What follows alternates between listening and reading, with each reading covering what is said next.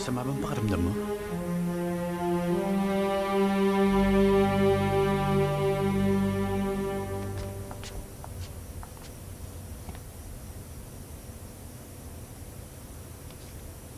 Rodney, bakit kailangan kumuha ng daddy mo ng isa pang kwarto sa hotel? Baka gusto rin magpahinga ng matanda. Dito rin sa hotel? Suki dito si daddy. Kaya nga na-extend tayo ng isang araw dahil sa kanya. Bakit niya kailangan yung kwarto niya katabi ng kwarto natin? Anong sama doon? Ikaw naman. Alam mo, lahat ng luho natin maibibigay ng hotel. Dahil kay daddy, special kain siya dito Hindi nga niya kasama si ate Malamang nag-away na naman yung dalawa.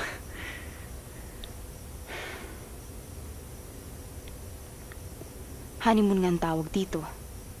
Pero parang ganun din. Parang di pa rin tayo nakaalis ng bahay. Nandyan pa rin ang daddy mo. Ano ka ba? Huwag mo isipin yun.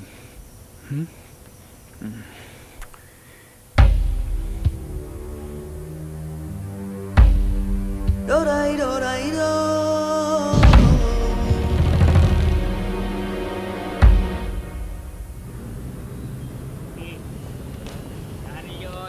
Kanina ka pa nakatitig dyan, Kawawang babae.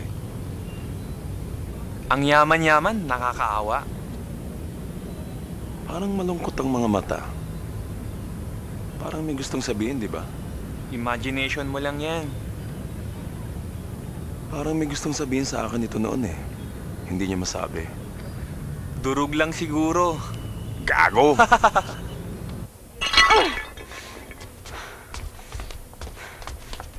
Di ko naman pinangako sa yung kaagad Mali lang pagkasabi mo noon na pagkakasal natin, bubukod tayo.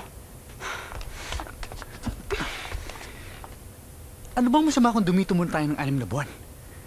Dahil yung 6 na buwan, magiging 1 taon. At yung 1 taon, magiging 5 taon. Hanggang sa hindi na tayo makaalis dito. Hindi mo kasi ako naiintindihan Maswerte nga tayo, suportado tayo ni daddy. Yung ibang bagong kasal dyan, hirap na hirap sa simula. Tayo, nandyan ang lahat. Ano pa bang paproblemahin natin? Erica, mas matutunan pa natin ang gustong pagsasama natin. Diba? Importante sa relasyong ito ang pagbubukod. Yun ang dapat natin pagtuunan. Sige na. Pagbigyan na natin si daddy. Gusto niya kasi, kahit sandali, tumito muna tayong dalawa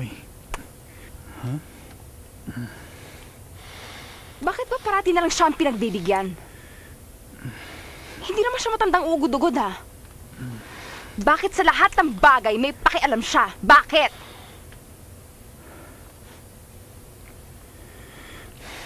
Para sa atin to. Okay?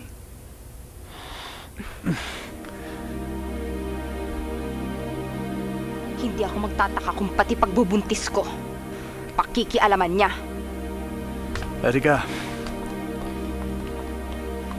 Erica!